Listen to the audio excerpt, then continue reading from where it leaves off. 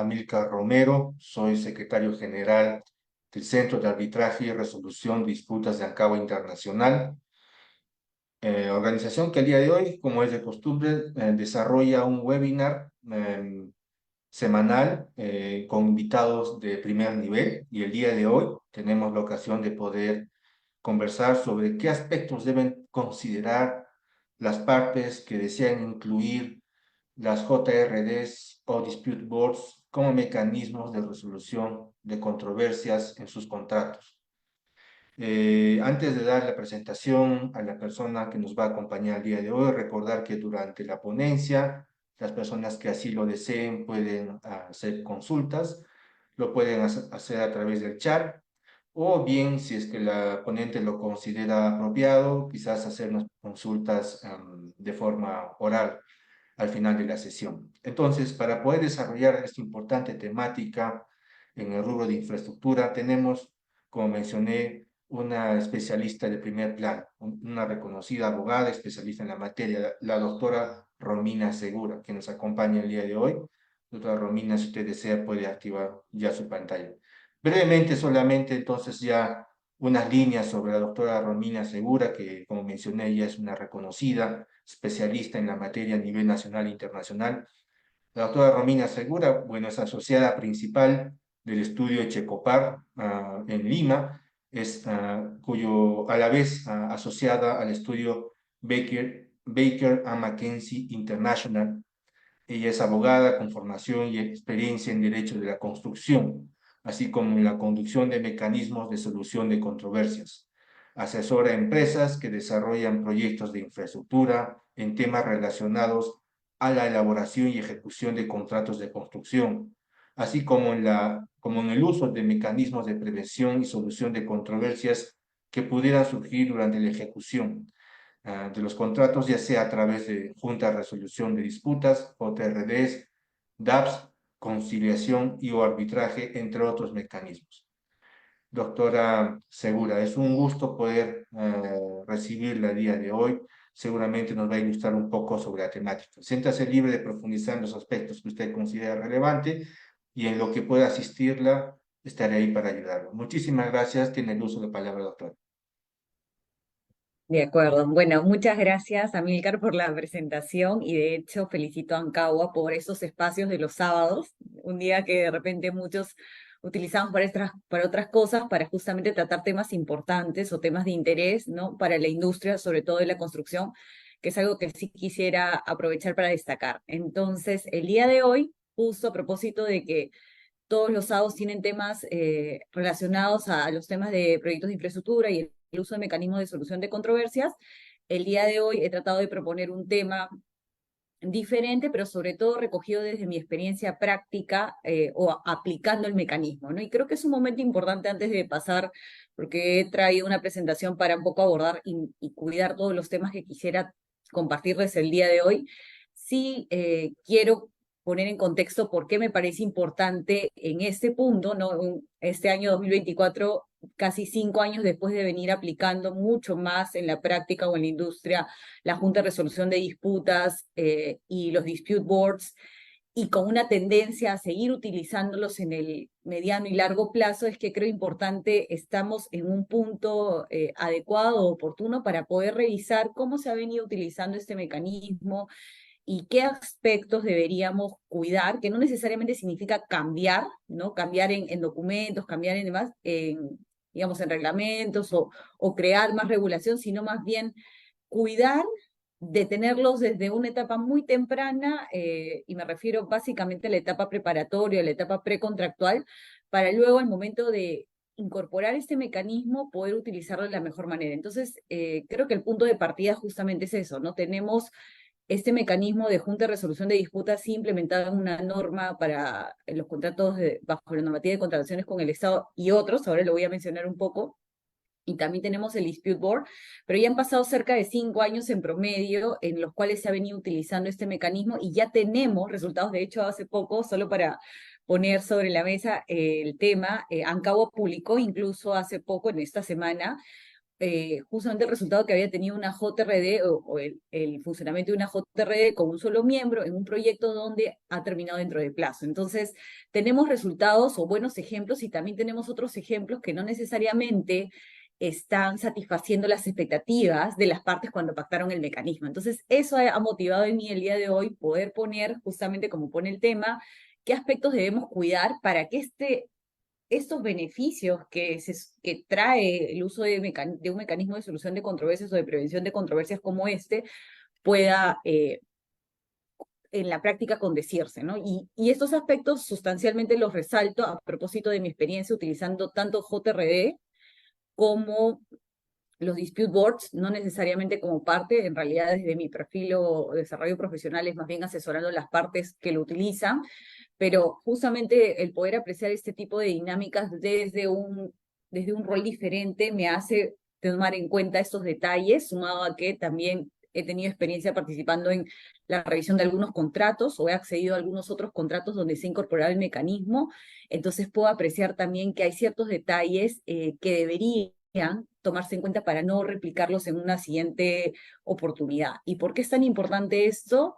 Para cerrar la idea y ya poner mi presentación y poder compartirla, es porque todo está muy conectado. Justamente lo que ayer compartí era, el mecanismo de solución de controversias es uno, tiene sus beneficios, sus reglas y demás, pero ese mecanismo, a diferencia de muchos otros, tiene un especial componente, que es que está relacionado mucho al proyecto en el cual se ejecuta, ¿no? Que además tiene todo un alcance muy particular. Y si a eso le sumamos que cada proyecto en específico, sobre todo los de infraestructura en general, cualquiera, pero vamos a hacer un énfasis en los de infraestructura, son muy particulares porque no solo tienen un alcance diferente, sino también un modelo de un contrato, mejor dicho, un contrato, utilizar un equipo de personas distinto a llevar adelante el proyecto. Creo que hay muchos factores que nos obligan, diría yo, a poder reflexionar sobre estos puntos y buscar el mejor escenario, ¿no? Un sistema de entrega de proyecto adecuado, un contrato conexo a ese sistema de entrega de proyecto, un mecanismo que coadyuve también a este proyecto al cumplimiento de sus objetivos y eventualmente en la misma línea que este mecanismo, que está compuesto además por otros documentos que ayudan a llevarlo adelante, tengan pues unas reglas apropiadas, contratos con los miembros del board, ya sean tres o uno, también coherentes con este mecanismo, y eso va a propiciar, creo que entre otras cosas, poder llevar adelante el uso de una junta de resolución de disputas o de un dispute board. Entonces ahora sí voy a poner, voy a compartir mi pantalla. eh, a ver, espero que justo he puesto en las conclusiones, así que mejor voy a regresar a la parte inicial antes de compartir, voy a regresar a la parte inicial de la presentación. Pero, y bueno, me sumo a lo que dijo Amílcar, la idea sería que al final conversemos sobre estos temas de interés, porque en realidad, sobre todo es un tema, voy a revisarlo yo misma, creo, un tema más que todo práctico. Sí, creo que una idea que quisiera dejar es, hay cosas que no están dichas y no necesariamente, o sea, dichas en un documento y no necesariamente tienen que estarlo. Creo que justamente porque somos profesionales aplicando estos mecanismos de abogados, ingenieros y varias profesiones, es que tenemos que empezar a reflexionar de que no hay necesidad de repente de regular más, de generar más documentos, más lineamientos, pero sí de ser más conscientes de qué herramientas tenemos ya puestas sobre la mesa y que utilizándolas de una mejor manera nos pueden llevar nuevamente a el éxito del uso de estos mecanismos. Entonces, ese es un poco el motivo por el cual propongo esa pregunta, ¿no? ¿Qué deben cuidar las partes en su acuerdo cuando optan por incluir una JRD y un dispute board? Y eso es muy importante porque la fortaleza del mecanismo recae en el acuerdo contractual, en esta cláusula donde las partes ponen que están de acuerdo con solucionar o prevenir sus controversias mediante este mecanismo que en todos los casos es previo al arbitraje, previo a otros mecanismos, o incluso y puede funcionar también incluso con otros mecanismos como un acuerdo amistoso y demás. Ahora les voy a enseñar porque he traído varias cláusulas para mostrar, pero digamos, la idea es que este mecanismo, a diferencia de otros, es un mecanismo que está contemporáneo en el proyecto, creo que eso ya seguro lo han revisado mucho, pero además es una puerta a abrir unos espacios muy particulares que justamente recaen, o su fortaleza recae en cómo se han pactado en el contrato específico. Entonces, por eso, en este caso, he resaltado el tema del acuerdo. El acuerdo de las partes que consten una cláusula específica en un contrato es lo que hace finalmente que este mecanismo pueda funcionar de la mejor manera en la práctica. De ahí la relevancia de poner, uno, cómo tenemos la industria, el acuerdo, y luego dos aspectos relevantes que hacen que hoy aborde el tema. Uno, la etapa preparatoria, que es una etapa que hoy por hoy no es una etapa importante, una etapa que creo yo no se le está dando de repente el cuidado que debería tener o el espacio que debería tener justamente para poder implementar mejor el mecanismo, entre otras cosas. Ahora me voy a enfocar en el mecanismo porque ese es el propósito de la presentación, pero digamos, hay muchos detalles que se pueden mejorar utilizando bien esta etapa precontractual y luego que al final también tiene una injerencia en el inicio de la ejecución del proyecto y el uso de ese mecanismo, ¿no? Voy a tratar de hablar de un periodo pequeño, ¿no? Los proyectos obviamente tienen periodos de 2 años en promedio, o al menos los que hemos tenido en la industria y donde se han aplicado. Entonces, yo voy a tratar de hablar de los primeros 6, 7 meses o quizás un año, donde justamente este mecanismo está empezando a funcionar, ¿no? Y si no estamos listos desde antes, me refiero a todos los que estamos en el entorno utilizando el mecanismo, probablemente no logremos los beneficios que esperamos, ¿no? Y luego unas conclusiones. Entonces, ¿qué tenemos en la industria de la construcción? A mí este mapa me gusta mucho utilizarlo siempre porque nos plantea qué es lo que enfrentamos en términos no solo de sistemas de entrega de proyectos, sino también de marcos normativos aplicables y del mecanismo previsto para la solución de las controversias. Yo en este caso coloco el tema internacional porque muchas de las herramientas que utilizamos en Perú a propósito del uso del, sobre todo del Dispute Board, vienen de reglas, ¿no? Y un claro ejemplo es las reglas del reglamento de ICC para Dispute Boards, que es un reglamento que se ha incorporado, cuyo uso se ha incorporado en contratos desde el 2018 en Perú, en un esquema, ahorita lo voy a indicar, el esquema normativo que estoy mostrando, pero digamos, es un reglamento que en nuestra industria nacional es muy conocido. Y contratos también de estándar internacional que aplican el mecanismo, sobre todo el Dispute Board, que también son bastante conocidos por muchos profesionales en nuestra industria. Pero además que tenemos en nuestra propia industria, a través de los marcos normativos, tenemos normas o tenemos los contratos de concesión donde últimamente, y de hecho traigo un ejemplo ahora, se está incorporando el uso de la Junta de Resolución de Disputas como parte de los mecanismos alternativos de solución de controversias en estos contratos que obviamente tienen una etapa pre, digamos, preoperativo, donde justamente está la etapa de construcción y demás, pero tiene un esquema, un sistema de entrega de proyecto obviamente nuevamente diferente, pero donde se incorpora a través de la norma la posibilidad de utilizar el mecanismo. Entonces, además de todas las variables, en nuestra industria tenemos un marco que tiene una forma de ejecutar el proyecto donde te proponen el uso de este mecanismo. Luego tenemos la ley de contrataciones con el Estado, donde a propósito de sus nuevos proyectos incluso no solo tienes la posibilidad que ya tenía de utilizar un contrato específico, digamos, diseñado, los que normalmente estamos más familiarizados a utilizar, sino también hay la posibilidad de usar nuevamente modelos o contratos de estándar internacional. No voy a especificar cada uno, pero digamos, tenemos la posibilidad de incorporar esos contratos que normalmente tienen mecanismos muy específicos para la solución de controversias, donde también puede entrar, o sea, digamos, las partes pueden acordar el uso y algunos detalles al respecto. Luego tenemos los proyectos especiales de inversión pública, que hasta ahora sigue siendo Escuelas Bicentenario el único proyecto en el cual, bajo este esquema, se viene ejecutando en nuestra industria, un proyecto también único en su naturaleza, que tiene todo un marco normativo que no solo te establece, que sustancialmente te establece el uso de modelos de estándar internacional, pero como digo, la conexión directa de utilizar ese modelo de contrato hace en la práctica que este mecanismo también ingrese. Y luego tienes todos los proyectos privados en los cuales las partes son libres de utilizar cualquier contrato que consideren y en ese sentido también pactar cualquier mecanismo que sea el más apropiado para su proyecto, para su contrato, para la forma en la que operan los mecanismos. Entonces, con eso que quiero mostrar, tenemos un sinfín de espacios, ¿no? Donde podemos incorporar, dependiendo de los proyectos que se ejecuten, no solo un modelo de un contrato, disculpe, no quiero insistentemente referirme a un modelo de contrato, sino un contrato para desarrollar el proyecto de infraestructura o el proyecto, pero donde además la forma en la que queremos ejecutar el proyecto no solo es relevante, sino también, justamente porque el mecanismo de solución de controversias o de prevención de controversias sigue siendo un aspecto muy importante en los proyectos, también hay que ponerle énfasis a lo que escogemos para resolver las controversias.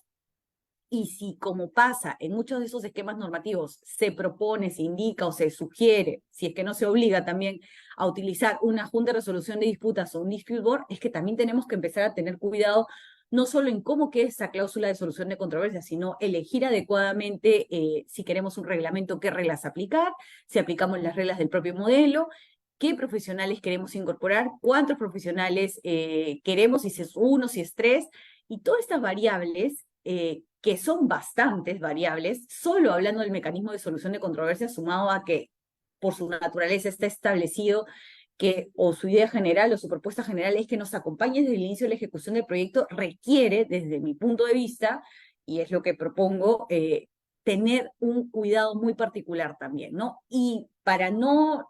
Para que este cuidado realmente funcione, no podemos trasladarlo a cuando inicia el plazo de ejecución del proyecto o cuando ya tenemos el contrato suscrito y empezamos a ejecutar el proyecto, porque ahí nace la necesidad de un proyecto que tiene que avanzar en el esquema y la forma en la que se le requiere el contrato, pero también utilizarse un mecanismo que normalmente es permanente. Entonces, para que este esfuerzo no sea el doble, ¿no? El gestionar un mecanismo de solución de controversias o de prevención de controversias y al mismo tiempo un proyecto en paralelo que exigen de las personas que están en estos esquemas mucho esfuerzo, mucha dedicación para evitar que esto sea algo que sature o que finalmente no nos permita lograr los propósitos del proyecto y del adecuado uso del mecanismo, es que creo que hay que empezar a tener muy visibilizado los aspectos relevantes desde mucho antes, ¿no? Entonces, y esto es importante porque además en Perú, supongo que en muchas otras industrias también, yo hablo sobre todo la peruana, y de hecho he tenido algunos profesionales que nos han comentado, pero no tienen como nosotros tantas variables eh, de usos de desarrollo, digamos, de esquemas para desarrollar proyectos, pero sobre todo donde además las normas propongan, por ejemplo, el uso de este mecanismo, ¿no? En otras industrias lo que hay sigue siendo es el arbitraje o incluso el foro judicial, ¿no? Que es el ordinario, sigue siendo realmente la regla general y muy excepcionalmente, si no casi nula, el uso de otros mecanismos, ¿no? Ahora, ellos también están tratando, o otras industrias están tratando de, justamente sobre la base de lo que ha sido el ejemplo en Perú y seguramente en otros espacios, tratar de implementar también en sus proyectos este uso. Pero por eso creo que es importante empezar a ver desde dónde es relevante este tema. Eso es un aspecto. Ya les mencioné los aspectos normativos o los esquemas normativos donde tenemos esta variable.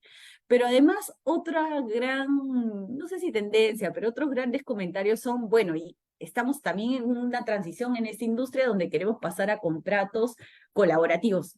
Yo acá no voy a tratar mucho de ese tema, no es que, y considero por lo que he escuchado y por lo que he revisado que no hay una sola definición, hay aspectos, características, se mencionan varias cosas sobre qué sería colaborativo o no. Yo tengo, de hecho, una impresión de qué podría ser un esquema colaborativo para mí, pero lo que quiero tratar hoy día es decirles que si algo coincide en estas apreciaciones es que tener o elegir métodos de solución de controversias en un determinado proyecto, en un contrato, e incorporarlo con este diseño del que hablo o con esta reflexión de qué es lo más adecuado para mi proyecto, ¿no?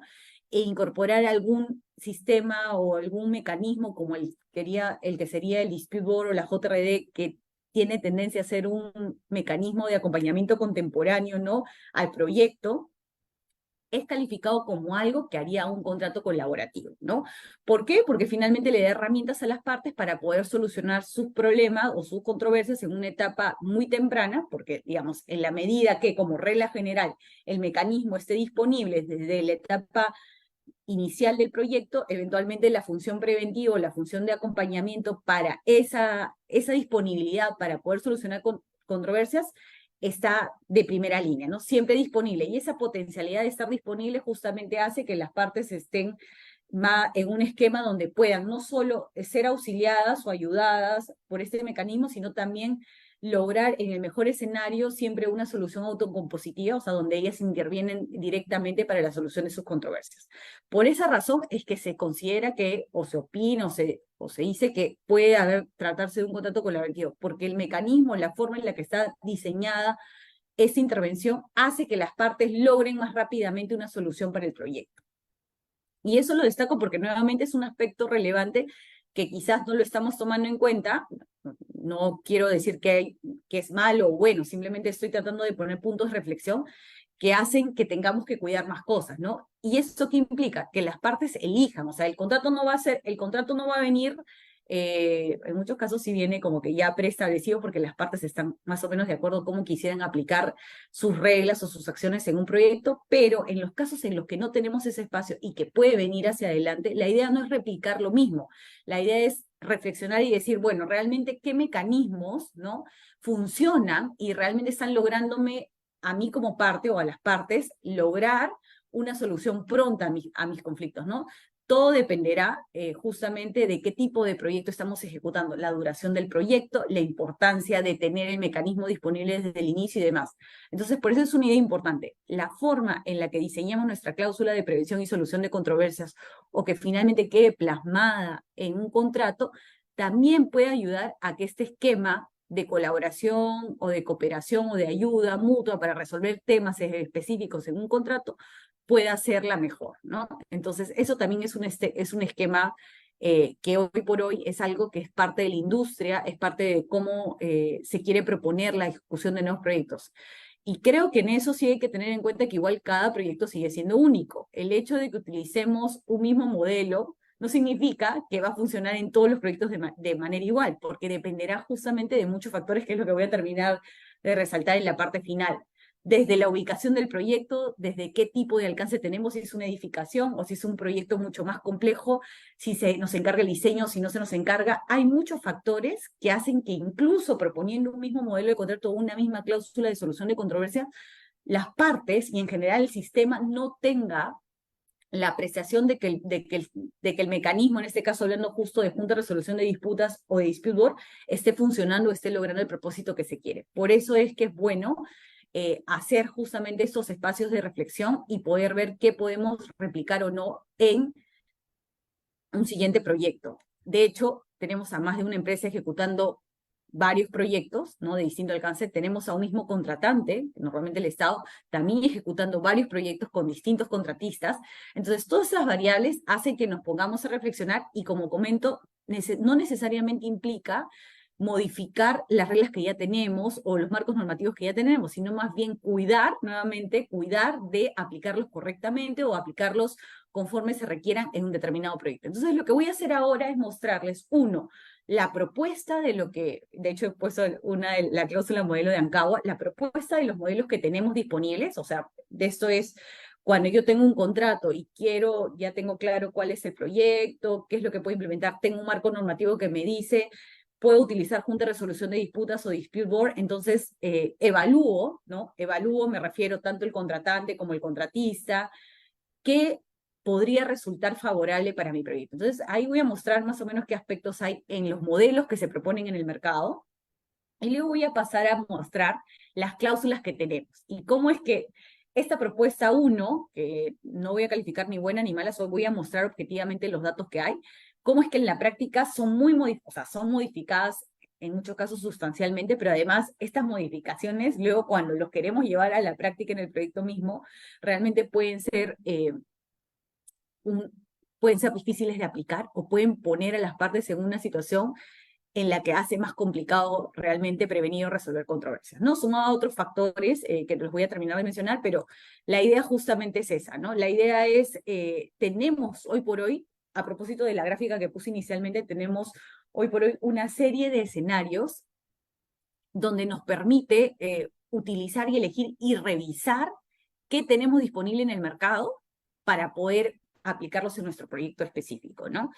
Todo es un diseño, una estrategia, una planificación importante, pero hay que empezar, si es que hay mucha gente probablemente que ya lo hace ahora, pero mi deber hoy es hacerles notar que tenemos que trabajar en ese tema. Entonces, ahora voy a mostrar las cláusulas. Por ejemplo, he utilizado una en el caso de la que muestro es de Ancagua, donde la cláusula, de hecho, es bastante directa, ¿no? Pero ¿qué volvemos a fortalecer? Las partes se acuerdan. La fortaleza nuevamente del mecanismo es porque las partes se acuerdan. Y no me refiero solo a implementarlo, es que para que funcione en el corto, mediano y largo plazo, justamente depende de lo que las partes acordaron, no solo para elegirlo, sino cómo conducirlo, cómo aplicarlo, qué controversias hay o no. Y eso lo voy a mencionar porque incluso a propósito de unos nuevos contratos que he revisado, me he dado cuenta cómo en el tiempo se ha ido perfeccionando estos detalles que hoy por hoy nuestra industria no está tal cual, ¿no? Entonces, es muy importante. Pero ¿qué tenemos acá nuevamente? Quiero fortalecer el tema. Las partes se acuerdan. Es la fortaleza, nuevamente, el mecanismo depende de las partes. Luego, otro aspecto muy importante es decir cuántos miembros queremos. Si queremos uno, si queremos tres, dependerá nuevamente, y estoy muy clara en eso, de qué proyecto tenemos, ¿no? Cuáles son las variables que tenemos, de repente el plazo. Nuevamente, el plazo, el alcance y el costo de un proyecto determina mucho, tiene mucha injerencia en si quiero un miembro, si quiero tres, y cómo las partes y la experiencia que han tenido las partes con un otro miembro. No me refiero a conocerlo, a saber su criterio, sino me refiero a cómo han tenido la experiencia con respecto al funcionamiento del mecanismo en general, ¿no? Luego, otro aspecto muy importante nuevamente es la referencia a las reglas, ¿no? Y esto es importante porque, por ejemplo, en el caso de Ancagua tenemos un centro que administra el mecanismo y tiene sus propias reglas, propone sus modelos y demás. Tenemos todo institucionalizado. Pero el otro gran grupo de proyectos que se ejecutan acá en el Perú, lo que tienen es una cláusula específica diseñada para determinado contrato donde se hace referencia a otras reglas, que podrían ser, como pasa en la práctica ahora todavía, las reglas de ICC, que para mí también son reglas bastante amigables, funcionales, la verdad creo que son muy buenas también para utilizar, pero también hay otras reglas que pudieran implementarse, ¿no? De hecho, los modelos de contrato también tienen sus propias reglas, entonces con eso que quiero resaltar, nuevamente, las reglas con las cuales queremos conducir el procedimiento, donde sustancialmente diría no solo están una serie de herramientas para las partes para poder utilizar adecuadamente los mecanismos, sino también las facultades o cómo ejercen las facultades los miembros, creo que es un aspecto que hay que cuidar, que no significa solo remitirse al reglamento, sino revisar el reglamento para quienes no han usado todavía el mecanismo, es revisar el reglamento y decir, bueno, si este reglamento, estas reglas me satisfacen, siento que las puedo conducir o las puedo utilizar adecuadamente, me da las herramientas que necesito. Este tema es muy importante. No sé, no puedo decir que no se hace, pero sí creo que hay que decir que se tiene que hacer. Cuando elegimos una cláusula, no solo incorporamos la cláusula, sino también tenemos que tener claro que como estas cláusulas lo que hacen es remitirse directamente a un reglamento o a reglas a aplicar en la conducción del mecanismo, debemos poder revisar estas reglas. Entonces, nuevamente destaco las reglas. Y luego otro aspecto muy importante, por lo cual también al final en un ejemplo voy a resaltar, es todas las discrepancias. Como podemos ver acá, la cláusula es bastante general, dice cualquier discrepancia o controversia que se produzca entre los contratantes durante la ejecución del contrato, pero es bastante general. No hay ningún tipo de exclusión al respecto, ninguna limitación en ese sentido, sino que más bien todo lo que surja de acuerdo digamos, a las reglas y el acuerdo de las partes, en principio va al mecanismo y luego se puede acudir a arbitraje. Y esto es importante también porque dependiendo de qué tan complejo sea el tema, y de hecho voy a decir un ejemplo, el libro FIC que he tenido oportunidad de leer 2017, pero la segunda edición, por ejemplo, para temas de resolución de contrato y demás, expresamente te dice en qué momento o te comienza a circunscribir, dependiendo de qué cláusula, qué cosas podría todavía irse al dispute board, en este caso tiene otras siglas, pero digamos, para hacerlo directo al dispute board, y qué otras cosas no. Entonces, con eso que quiero resaltar, es muy importante, y con eso no quiero decir que tengamos que excluir y hacer más acuerdos, excluyendo controversias y demás, no es mi intención, pero sí creo que es importante tener claridad sobre qué es lo que se le encarga o qué controversias sí estarían en el ámbito de resolución de una junta de resolución de disputas o de un dispute board, y sobre todo en el de dispute board, porque en la junta de resolución de disputas, como hemos visto, la norma cada vez ha tendido y los proyectos de ley a circunscribir más, a limitar más, y etcétera, parte de nuestra forma de contratar más tradicional, ¿no? No la comparto al 100%, pero digamos, es más claro el tema. En cambio, en el caso del dispute board, no, pero justamente como estamos expuestos a varias, como digo, en el mercado hay una oferta increíble de cosas con las cuales podemos llevar adelante nuestro proyecto. Y por eso es bueno no solo hablar de utilizar el mecanismo, sino ver en qué contexto funciona mejor o no. Y aquí he traído también la cláusula modelo ICC, que creo que es no para generar, digamos, con el ánimo únicamente de decir que como es otro reglamento que se usa mucho, acá es bueno tener en cuenta también cuál es la propuesta del propio modelo, ¿no? Y que de hecho esta cláusula no es que tal cual, pese a que se utiliza mucho el reglamento, la cláusula en las cuales se remite al uso del reglamento no tiene al 100% esta propuesta, ¿no? De hecho, justamente se ha ido alterando en algunos puntos. No digo que no sea bueno, pero no se conserva un uso tal cual de la cláusula, ¿no? Y aquí nuevamente, simplemente resaltar nuevamente que es el acuerdo de las partes, ¿no? La remisión directa al reglamento, nuevamente se propone, sí, que se establezca cuántos miembros son, si uno o tres, o sea, estos aspectos que estoy mencionando son aspectos relevantes. La elección del número de profesionales que van a desempeñar como miembros del board no es algo que se traslade a una etapa ya de ejecución contractual, sino que es una etapa que es algo que tiene que venir decidido desde que las partes acuerdan qué mecanismo quieren utilizar para la prevención y solución de sus controversias. Lo mismo, las reglas para conducir el mecanismo, ¿no? Y luego se incorporan otros acuerdos relacionados directamente destinados al cumplimiento de la decisión, ¿no?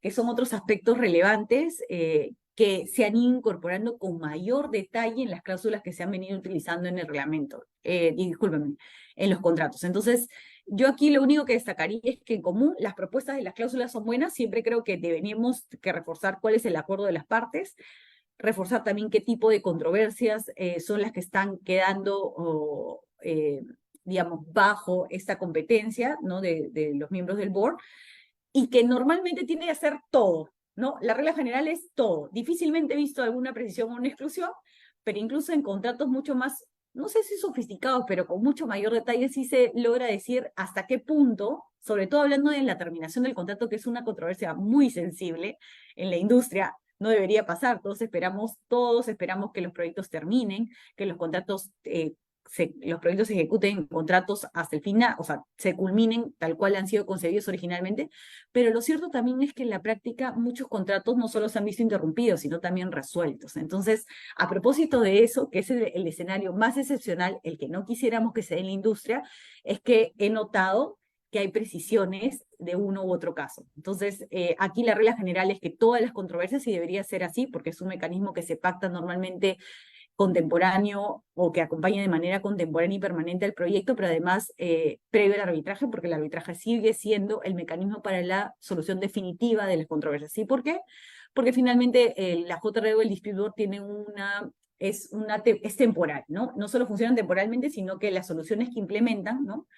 También en principio, salvo que las partes, como correspondería, lo implementen y no lo decidan cuestionar, tienen una vocación de temporalidad, ¿no? Y la idea justamente es coadyuvar el proyecto. Entonces, por esas cosas es que estos aspectos son bastante relevantes. Ahora, ¿qué es lo que pasa ahora en la industria o qué es lo que veo en la industria? Yo ahorita he puesto unos modelos ahora, porque sé que el tiempo es medianamente corto.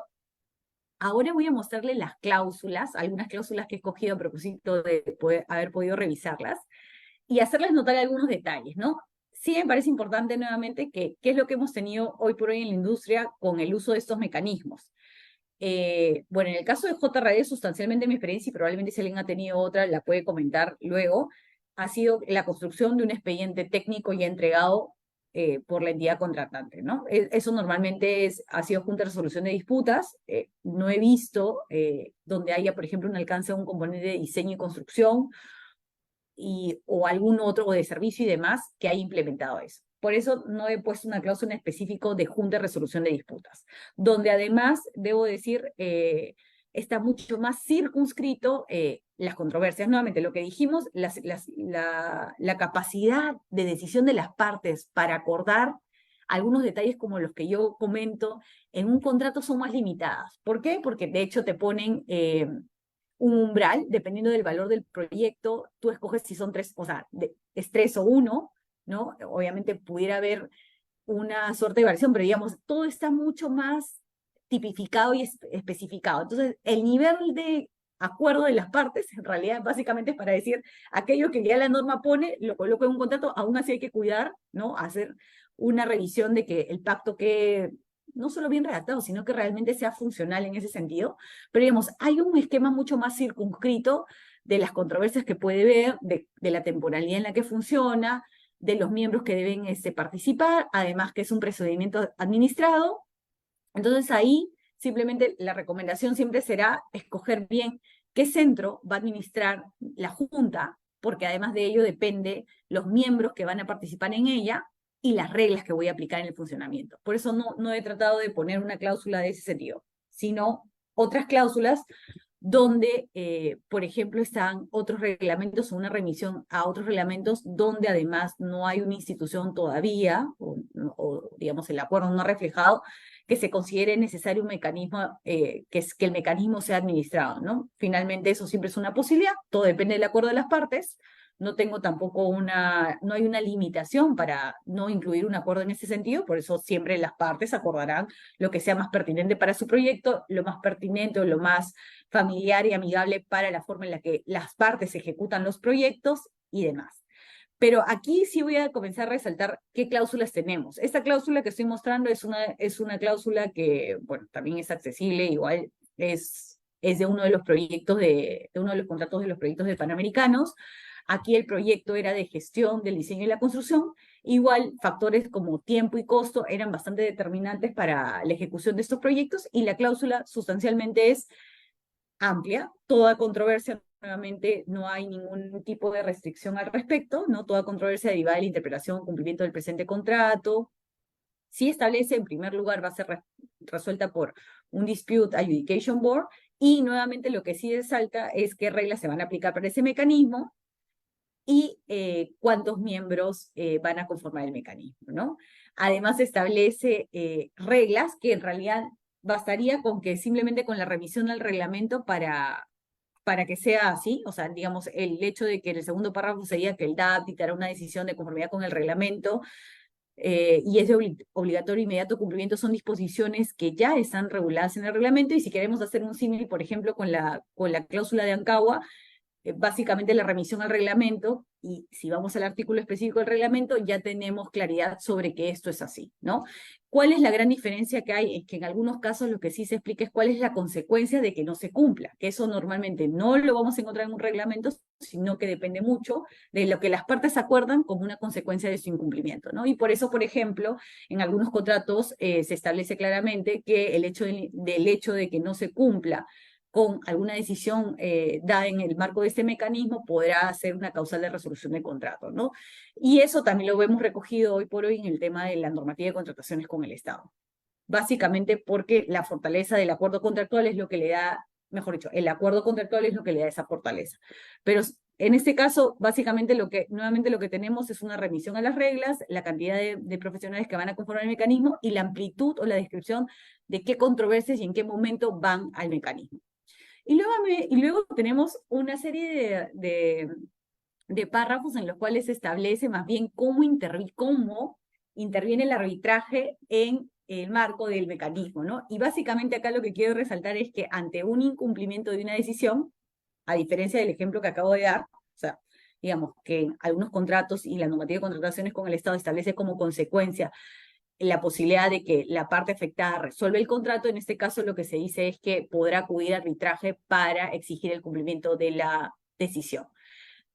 Y aquí simplemente reflexiono y digo, no digo que no estoy tratando de cuestionar, yo acá simplemente quiero abrir espacios de reflexión para buscar mejores fórmulas o de repente simplemente desincentivar de repente ese tipo de regulaciones. No porque sea malo o porque sea buena, sino porque en la práctica lo que he visto es que, ¿qué es lo que pasa? Que al final, nuevamente, la idea es que las partes, si las partes eligen incorporar el mecanismo de solución de controversias como un dispute board o una junta de resolución de disputas en el contrato, y puede parecer muy, digamos, abstracto esta opinión mía, no deberíamos generar espacios en los cuales estemos poniendo sobre la mesa la posibilidad de un incumplimiento, cuando se supone que las reglas y el mecanismo y demás te dicen expresamente que las partes, si lo acuerdan así, tienen que cumplirlo de esa manera, ¿no? Como digo, no es que tengamos que seguir regulando el tema, es que tenemos que pensar nuevamente que si queremos un contrato, un proyecto de este tipo, donde vamos a seguir incorporando esos mecanismos, tenemos que tener claro que el mecanismo, por su naturaleza y la forma en la que ha sido concebida, lo que te establece es, tú lo pactas porque te comprometes a cumplir las decisiones conforme se decidan en ese marco, y para eso escoges a los miembros que tú quieres, que son 3, se administra bajo estas reglas y demás. Entonces, colocar de repente en cláusulas, ¿no? Disposiciones como si ante el incumplimiento tengo otras acciones complementarias, que siempre es bueno cuidar, ¿no? O sea, los abogados, de repente ahí creo que son de repente más los abogados que otros profesionales, queremos siempre cuidar todo lo que pueda pasar, ¿no? Como que tratar de ver cómo se puede comportar el tema y cuidar muchas cosas. De repente no estamos incentivando correctamente el uso del mecanismo porque estamos abriendo los espacios a un incumplimiento y dando más alternativas que en la práctica, eso sí lo debo decir, en la práctica lo que hacen es poner más compleja la situación. Porque uno, si por ejemplo, y me ha pasado en experiencia, o sea, lo he vivido no yo directamente porque he sido un asesor externo, pero cuando tú pasa el supuesto de que se incumple una decisión, por ejemplo, y una de las partes decide que efectivamente va a ejercer la consecuencia y resuelve el contrato, y luego tenemos en curso otras decisiones, ¿qué otro incentivo hay para que, por ejemplo, esas decisiones se cumplan? Solo lo pongo como pregunta. Ninguno, porque ya, por ejemplo, en ese supuesto, que yo como comento es excepcional, no debería pasar, no debería darse, pero ya se ha dado, o sea, hay ejemplos de esa situación. ¿Qué remedio hay luego para las siguientes decisiones que están en camino o que efectivamente exigen el cumplimiento de la misma parte que incumplió la primera? De hecho, ninguno.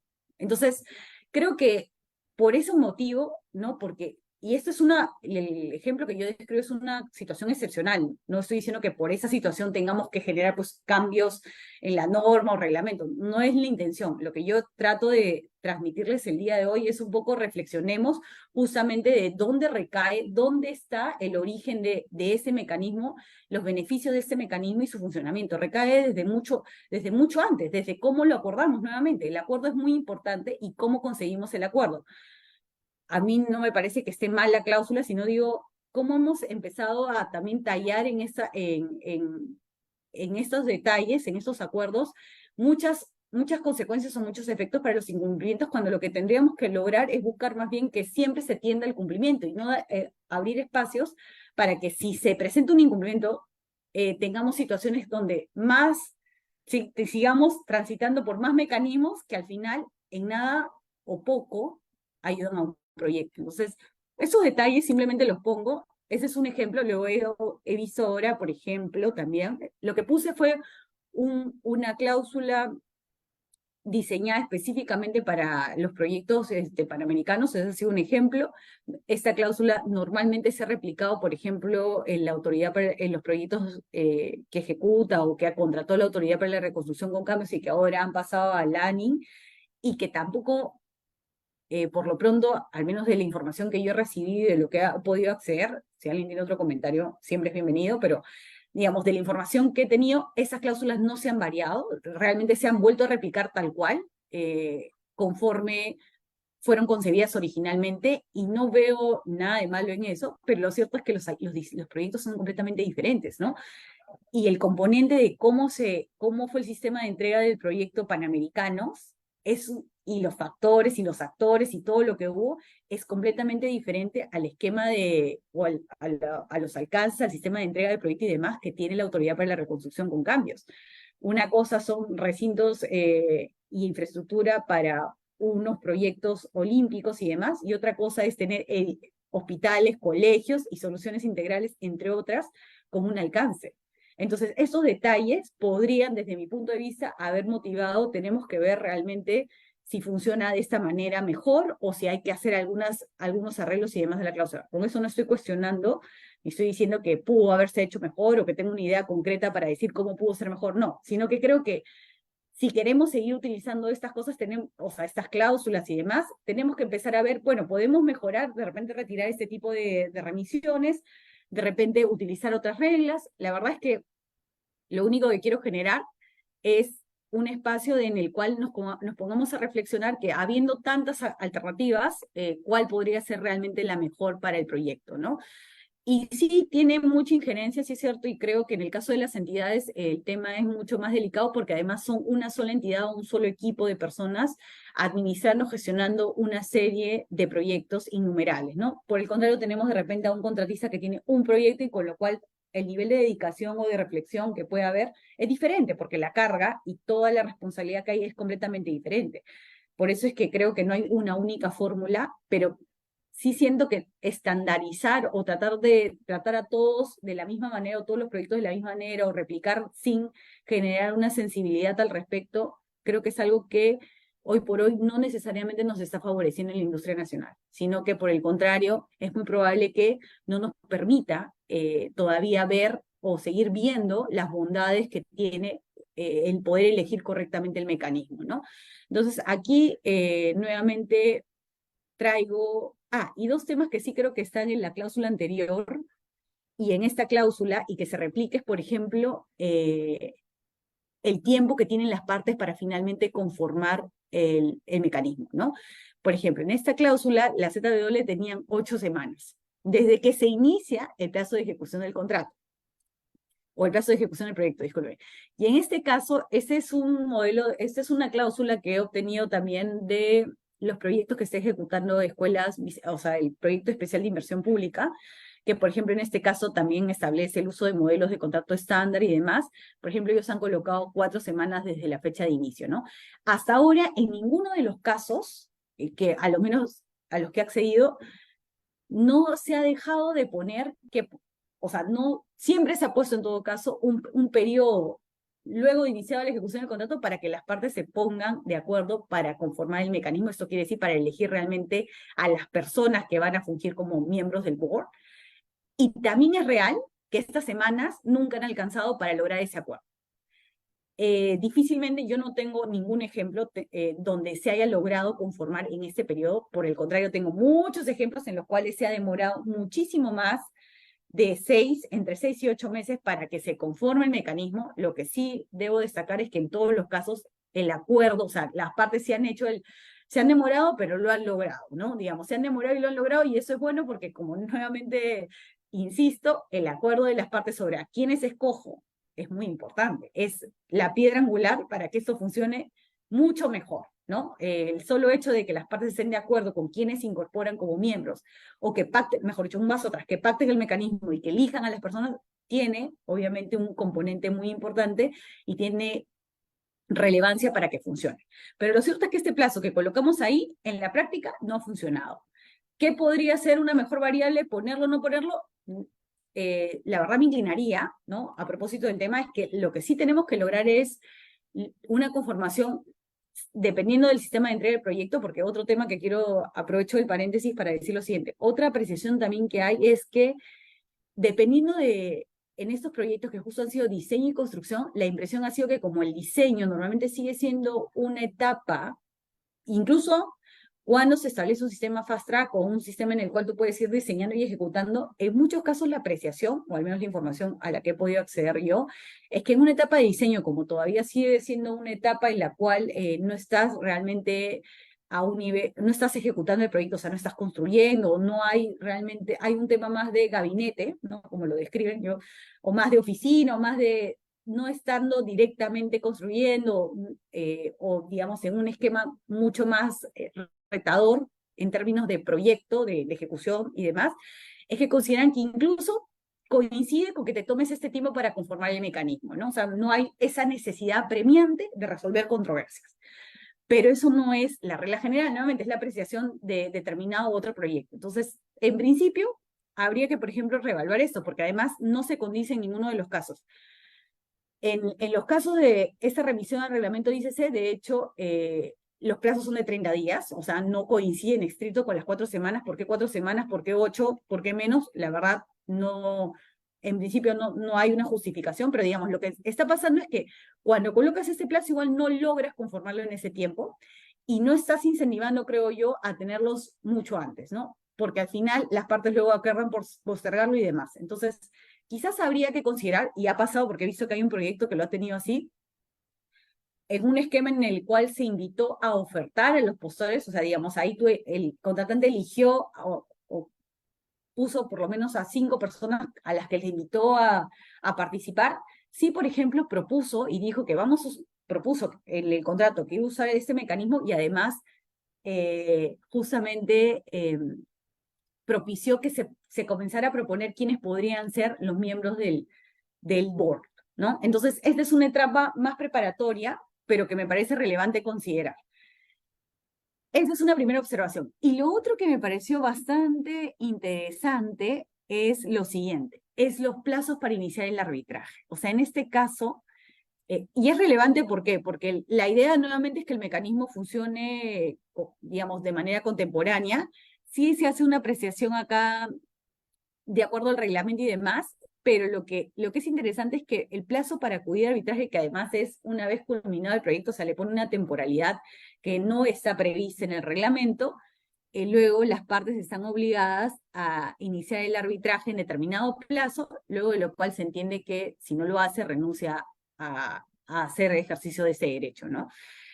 Interesante porque nuevamente son pactos que se van, que por ejemplo, para dar un ejemplo, no son disposiciones que estén limitadas, por ejemplo, en el caso de las cláusulas modelo, no que se incorporan tal cual, sino que ya son pactos que responden a las necesidades de las partes por algún caso o una motivación en específico, ¿no? En este caso, nuevamente, no voy a cuestionar si es bueno o malo, solo comienzo a reflexionar sobre estos puntos de en qué momento se entiende culminado, y ahí justo la referencia es culminación del proyecto, y eso pasa también en los proyectos en los cuales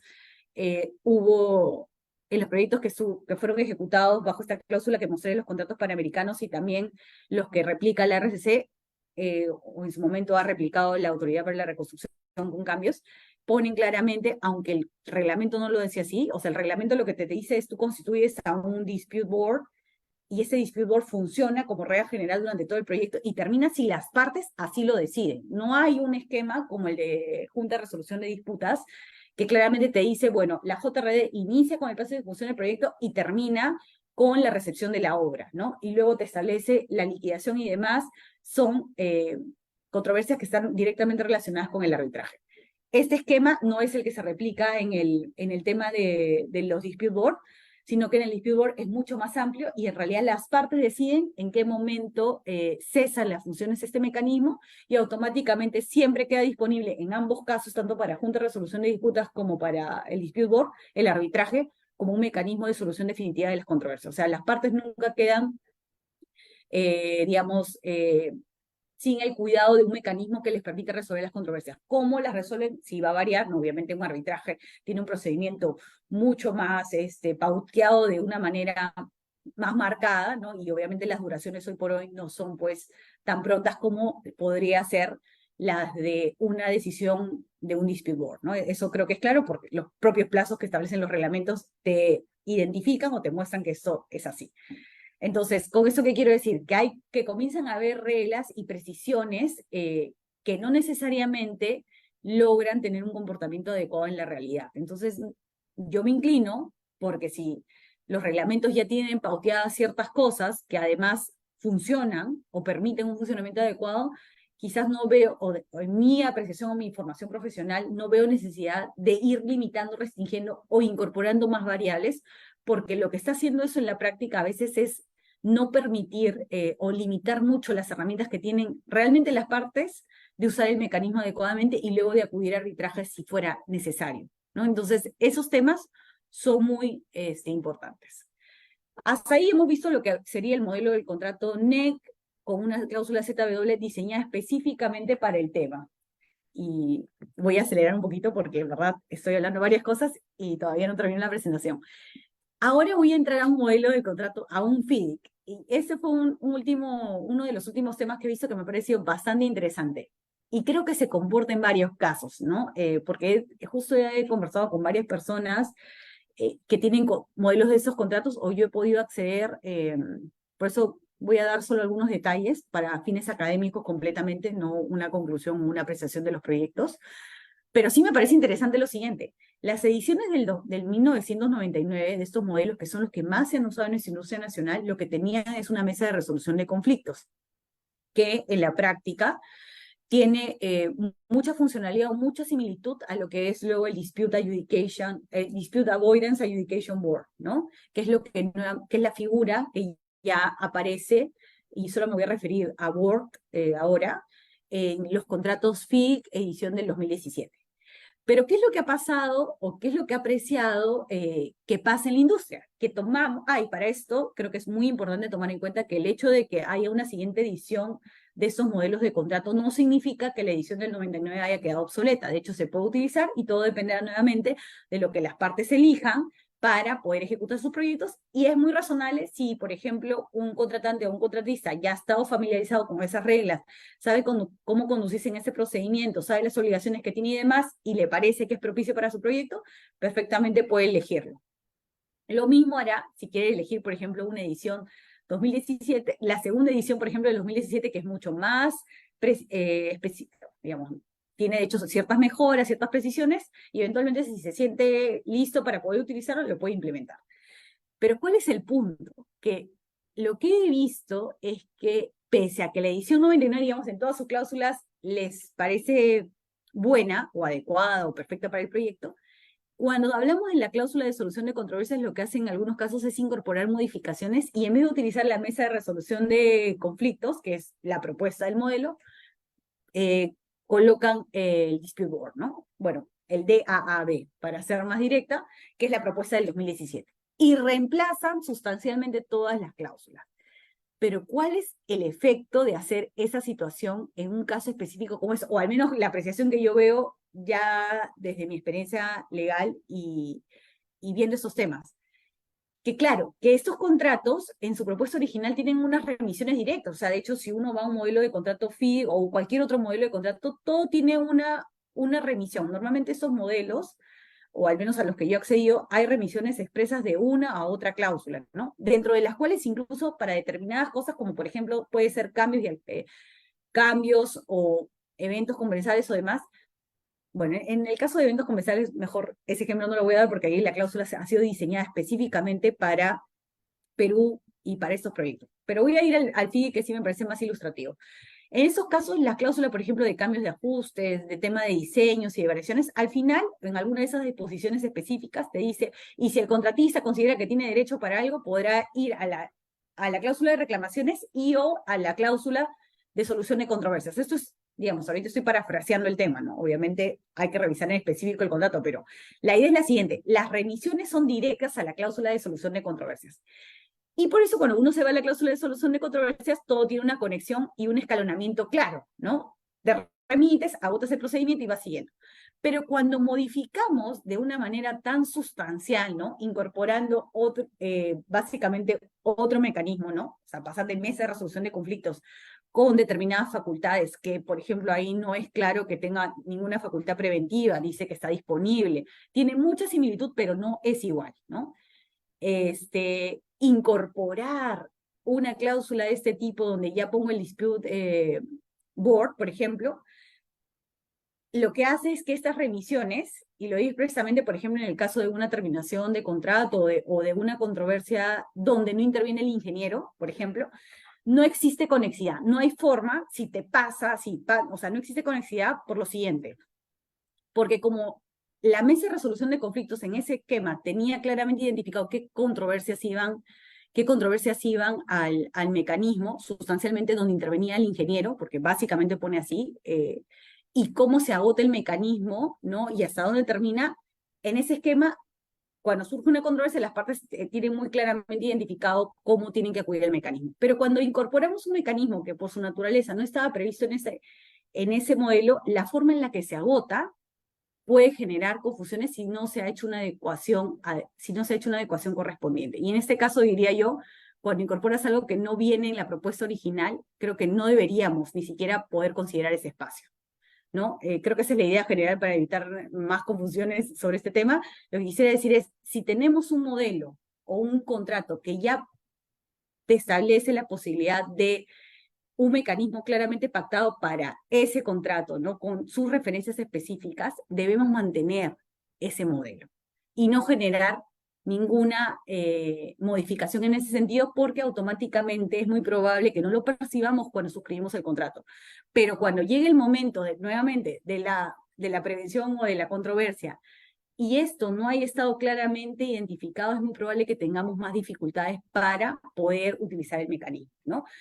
Y eso lo digo porque lo he apreciado, o sea, realmente nuevamente, hemos tenido la apreciación de que el mecanismo es muy bueno, el board es muy bueno, funciona, son algo que puede beneficiar al proyecto, pero lo incorporamos en un modelo que no tenía, que tiene otras cláusulas generales importantes, pero que no concebía ese mecanismo. Entonces, no ayuda. Y de hecho, además, otros factores que pasan es que incluso no solo incorporo el mecanismo del Dispute Adjudication Board que viene en el modelo de contrato, sino que además no uso sus reglas, porque hay la relevancia también en este caso, y quizás hay mucho detalle para conversar y no hay mucho tiempo, pero ¿cuál es el tema? Que en estos casos los modelos de contrato, y de hecho el propio NEC tiene también su cláusula de adjudicación, o sea, tiene la adjudication, esta cláusula se reemplazó completamente, pero en la parte que tenía la regulación del modelo, quienes han podido acceder al modelo o la traducción que se hizo para Perú,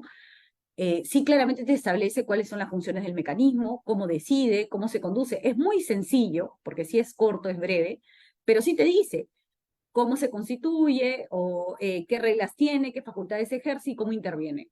Algo bastante básico, pero que funciona. En el caso de FIDIC, que es otro modelo también utilizado mucho acá en Perú, también te propone nuevamente el mecanismo, las reglas diseñadas a propósito de su propio modelo y demás. Pero ¿qué es eso es la propuesta, eso es lo que viene del modelo, las partes podemos elegirlo e implementarlo tal cual, viene con pequeñas, de repente, precisiones si fuera necesario, pero como mecanismo tal cual funcionaría. No veo ninguna limitación en ese sentido. Pero ¿qué pasa en la práctica? Queremos intervenir mucho más y es perfectamente posible, ¿no? Nuestro marco normativo nos permite tener esos pequeños detalles y hacer ajustes como queramos.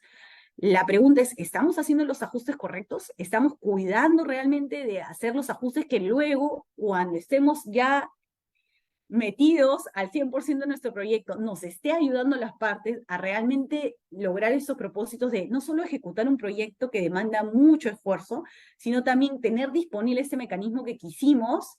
Cuando nos dijeron en el mercado, este mecanismo es lo mejor, es muy bueno, puede ayudar al proyecto, ¿lo pensamos? La verdad es que creo que no. Y no porque el Estado proponga estos modelos de contrato y además las cláusulas, significa que si bien prácticamente el contratista se adhiere a esto, no significa que no podamos pedir o hacer los espacios necesarios, si fuera el caso, para que estas cláusulas queden lo mejor posible, ¿no? En beneficio de ambas partes y del proyecto. O sea, creo que no hay una limitación, no hay nadie que te diga, no puedes proponer. Al contrario, tratemos de proponerlo. Seguro es un espacio limitado, seguro alguien me dirá, bueno, pero Romina, en realidad, pese a que haces ese esfuerzo, nunca en la práctica se condice, bueno, pero por lo menos lo intentamos. Y aunque pudiera sonar, como digo, y lo he escuchado en alguna clase mía, decirme, bueno, pero eso parece muy abstracto, no muy concreto, la verdad es que eso no significa que no podamos intentar hacerlo. Desde nuestro rol profesional, a mí desde el que asesoro a alguien en mi oficina o en mi día a día, a alguien que realmente está por contratar, de repente el funcionario que luego va a empezar a utilizar bajo esta estrategia de contratación algunas propuestas, todos tenemos un deber desde nuestro punto profesional, y eso no creo que sea superfluo, es real. Tenemos que poder empezar a implementar y reflexionar de que si la propuesta viene así y no hay nada que realmente lo afecte o le quite o le minimice el propósito, ¿por qué cambiarlo de esa manera que puede luego complejizar el tema? Y lo digo porque pasa en la realidad. O sea, de hecho, además, en este caso se remiten a otras reglas para conducir el mecanismo y hasta ahí todo bien. Pero luego, si tú te das cuenta, tienes nuevamente plazos específicos para la conformación. Luego tienes, no queda claro, a propósito en este caso específico, no queda del todo identificado qué controversias al final podían ir al mecanismo, porque en el caso del FIDIC, la referencia para poder ir justo en esa cláusula es, primero reclamas, el contratista o el cliente se reclaman entre ellos, hay un procedimiento de reclamación textual, y luego hay una referencia a la intervención del ingeniero, que es una figura importante en los modelos de este contrato, no es un representante del cliente que tiene una actividad o una facultad muy clara de intervención en estos esquemas contractuales, como sería, por ejemplo, para quienes conocen el gerente de proyecto en los modelos NEC, el gerente de proyecto en ese esquema contractual. Entonces, es un factor importante. Y solo esas decisiones son las que eventualmente se siguen elevando para, para la intervención de otros mecanismos como el dispute board. Y solo después, conforme ha ido mejorando, no mejorando, discúlpeme, como se ha ido modificando los modelos de contratos que han seguido haciendo más atingencias sobre el tipo de controversia que se somete. Al punto en el que, a propósito de esta revisión que hice, revisé un modelo FIDIC amarillo segunda edición, donde expresamente se decía, por ejemplo, para el caso de resolución de contrato, sí se decía que en el momento que una parte notifique a la otra sobre una posible resolución contractual, la parte que considere que esa causal no se está comportando o tenga algún cuestionamiento sobre esa notificación, que tiene mucha relación con la forma en la que se hace el procedimiento de resolución, tiene que acudir, puede acudir al dispute board para cuestionar esa acción que está teniendo la otra parte. Y con esto, como digo, bueno, ahora no lo puedo mostrar porque de hecho es algo que ha accedido para efectos académicos, pero en ese caso, por ejemplo, hay claridad sobre que una situación de ese tipo, muy sensible, como podría ser la terminación del contrato, automáticamente faculta a los miembros del board a poder revisar esa notificación e intervenir en esa etapa. Pero si nos vamos a ediciones anteriores, no tenemos esa claridad. Y creo que podría pasar, como digo, no es un escenario que se haya contemplado porque normalmente nadie entra a un proyecto pensando en que lo va a terminar resolviéndolo, nadie lo hace, y no creo que sea la idea, pero sí quiero decirles que justamente a propósito de esas cosas es que me he puesto a pensar, porque también reviso algunos contratos al respecto, lo importante que es realmente revisar, uno, acordar claramente la generalidad de las controversias que se someten al mecanismo, cómo es que el reglamento que finalmente decido aplicar establece claramente inicio y fin de funciones, me parece muy importante tenerlo en cuenta, y luego justamente implementarlo correctamente desde una etapa anterior, ¿no? Yo acá les he mostrado algunas cláusulas y de hecho me he quedado corta con el tiempo, y esa es la última cláusula que voy a mostrar y luego creo que los voy a dejar, voy a hacer unas conclusiones finales y los voy a dejar para preguntas porque me he excedido mucho en el tiempo.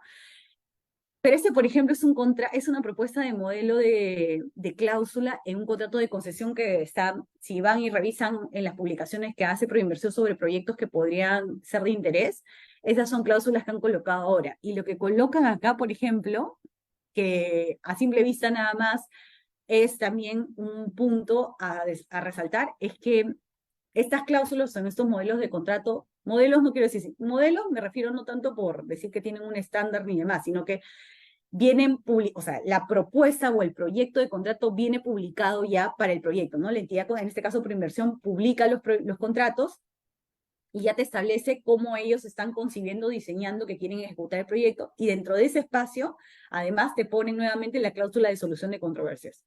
Entonces, en este esquema, lo último, lo más reciente, es de un proyecto específico, no he dicho que apliquen a todos, pero lo pongo sobre la mesa, es que había trato directo, o sea, colocan el trato directo como uno de los esquemas, nuevamente por la complejidad del proyecto, abrir este espacio de permitirles a las partes siempre solucionar las controversias directamente, siempre es una bondad, y de hecho, a propósito de un evento en el que yo participé internacional, o sea, en el que yo participé como asistente, lo que decía la industria era lo importante que hoy por hoy es que las partes hagan el esfuerzo por resolver de manera autocompositiva sus controversias. No creo que esté diciendo nada nuevo, pero es la tendencia. O sea, digamos, estamos incorporando acá en Perú este mecanismo que ayuda a las partes, me parece muy bueno, hay que considerarlo. Yo creo que es como muchas de las variables que hay en el mercado, ¿no? Desde el modelo de contrato, cómo quiero ejecutar mi proyecto, bueno, también qué mecanismo utilizar.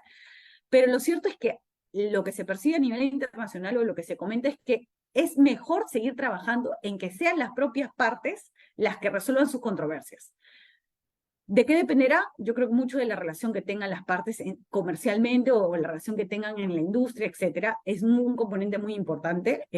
No creo que sea tampoco algo que sorprenda, sino que es verdad. Eso depende mucho de cómo se comportan digamos, de esta sinergia que hagan las partes, en fin.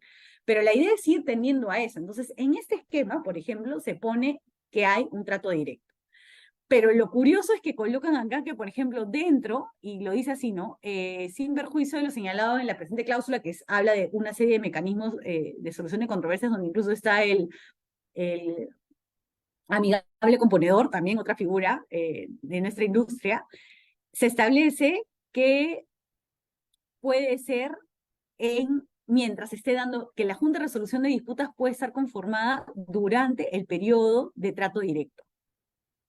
Entonces, por ejemplo, ese esquema en la práctica, estoy tratando de encontrar exactamente la disposición, o sea, dice, la Junta de Resolución estará conformada por 3 miembros, pero en una parte anterior, acá está, sin perjuicio lo señala en la presente cláusula en la etapa de trato directo, que además es limitada, de hecho la revisé, no le he podido incorporar, pero digamos, esto es un tema académico, ustedes pueden revisarlo.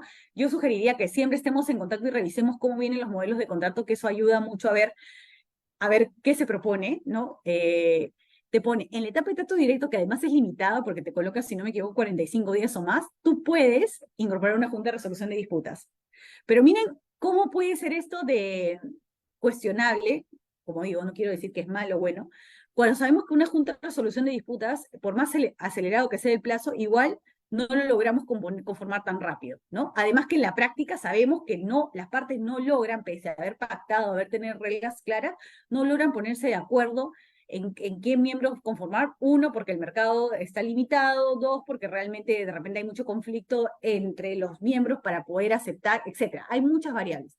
Pero lo cierto es que al final no podemos lograr el mecanismo, concretar el uso del mecanismo en un esquema tan rápido y tan agresivo como ese. Con lo cual, mi opinión es que en verdad colocarlo de esa manera no es la manera más acertada. Habría que pensar de diseñar mejor la cláusula o no. Es muy probable que haya que mejorar la cláusula en poner mejor los escanones, en realmente poner disponibilidad en dónde realmente debería ser, de repente en la etapa preoperativa, de repente no necesariamente para el contrato mismo en concesión, sino decir que, por ejemplo, en la etapa preoperativa, cuando se contrate al contratista que va a hacer el diseño y la construcción de ese esquema contractual, de ese contrato de concesión, de repente ese contrato sí tenga un mecanismo de junta de resolución de disputas o uno de dispute board, y no necesariamente todo el contrato de concesión. En fin, creo que hay un espacio inmenso para poder diseñar bien estas cláusulas de solución de controversias, ¿no? Y con esto quería, en verdad, exponer mucho más, pero creo que con la reflexión de estas cláusulas he puesto sustancialmente lo que quería compartirles el día de hoy. Y para cerrar, y luego quedo atenta a alguna pregunta si la desean, porque creo que hay muchas cosas que compartir al respecto. Lo que sí creo que es que hay que trabajar mucho en la etapa preparatoria de esos proyectos, ¿no? El Perú es un país, y al igual que muchos países en Latinoamérica, que tiene una necesidad de ejecutar proyectos de infraestructura cada vez más complejos, cada vez más grandes, además que la industria se está moviendo mucho a eso, ¿no? Tenemos muchos proyectos grandes en Perú.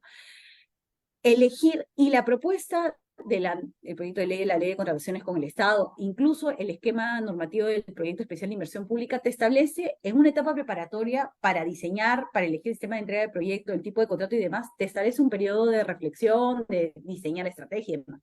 Bueno, en este espacio debería ser mandatorio, si es que no lo consideran así ya, poder diseñar correctamente el mecanismo de solución de controversias. Y hablando de junta de resolución de disputas y dispute board, es realmente ver cuáles los mecanismos pudiera ser el que realmente funcione, con qué tipo de reglas, cuántos miembros, y ya aquí no he podido hablar del tema, pero elegir a los miembros que finalmente van a conformar el board es un elemento clave y muy importante, porque lo que también está pasando es que uno genera expectativas en esos profesionales que no necesariamente, en el mejor escenario, en muchos casos en la práctica se condicen con la realidad. O sea, digamos, esa expectativa que tienen las partes de tener este profesional fungiendo como miembro de la junta o del board realmente va a satisfacer esa funcionalidad por la cual se pacta el mecanismo, pero en otros casos no necesariamente es así. Entonces, eso ya no, creo que es motivo seguramente de otro tema, pero sí es muy importante también saber elegir bien a quienes vamos a poner en ese mecanismo, porque en la medida que la vocación es de permanencia, o esa es la idea general o la concepción que se tiene,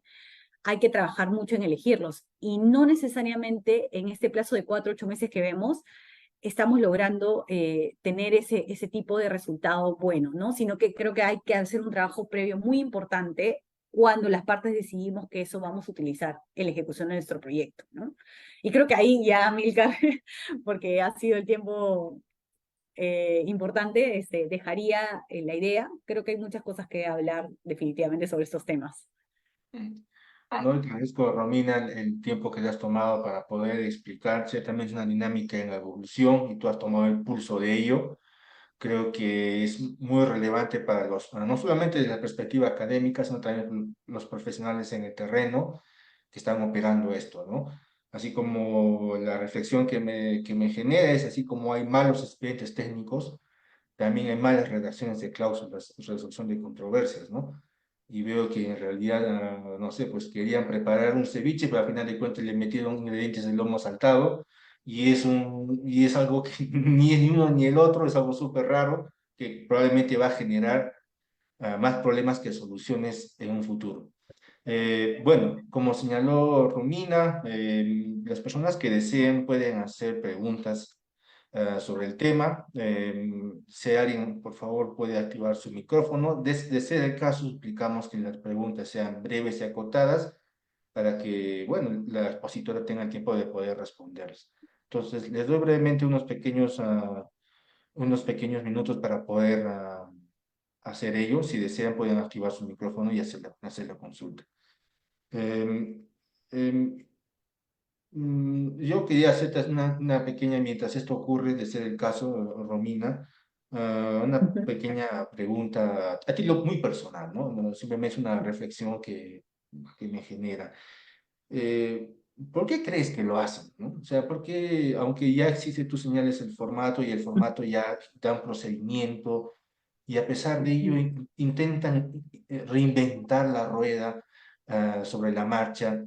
Ok, pero ¿cuál crees tú que es por qué crees que tú las partes se prestan en este juego? O sea, ¿qué es lo que les anima a hacer no sé si te ha generado este- esta Sí, consulta. a ver, es una buena pregunta, la verdad. Creo que igual, justamente porque las partes tenemos esa posibilidad, o sea, las partes siempre tienen la posibilidad de establecer cuáles son las reglas. A mí lo que me ha pasado en la experiencia práctica es que en muchos casos, por ejemplo, hay empresas y no puedo hablar mucho del Estado porque yo realmente no tengo muy claro cómo ellos finalmente consiguen. De hecho, la precisión que tuve, y voy a hacer este símil, en algunos casos, y tiene sentido justo lo que comentaba, las entidades, por ejemplo, tienen un gran volumen de proyectos y son los mismos equipos gestionando estos proyectos. Entonces, su capacidad de reflexión, y no digo por eso, nuevamente, no quiero ser concluyente si es bueno o malo, simplemente claro, tienen tanto trabajo que hacer que probablemente no hay una prioridad en tomar en cuenta si vale la pena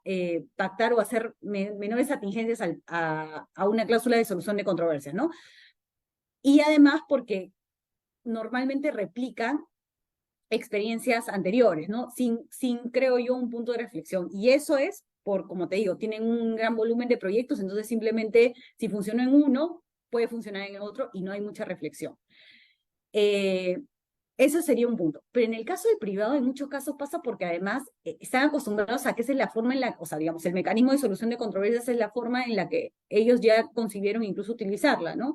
Entonces, no, ya la han usado tan bien y les ha funcionado tan bien que no consideran que puede haber una variable particular. Entonces, más o menos es lo que he apreciado. Ahora, ¿por qué lo cambian? En realidad, yo creo que es básicamente porque y ahí creo que hay una responsabilidad de quienes los asesoran. O sea, creo que las partes no intervienen tan directamente, sino más bien son los abogados. Y puedo ponerme de ejemplo, ¿no? O sea, normalmente lo que pasa es, viene alguien y te dice, tengo este proyecto de contrato y tú, por favor, hazle una revisión, que normalmente haces las revisiones para ver que todo esté en las acciones o en las obligaciones principales, que todo esté perfecto. Y en algunos casos esos asesores recomiendan, bueno, no, ese es el diseño de la cláusula, pero este asesor de repente no tiene todo ese conocimiento, esa experiencia de, oye, la práctica, cómo realmente funcionan estos mecanismos de solución de controversias.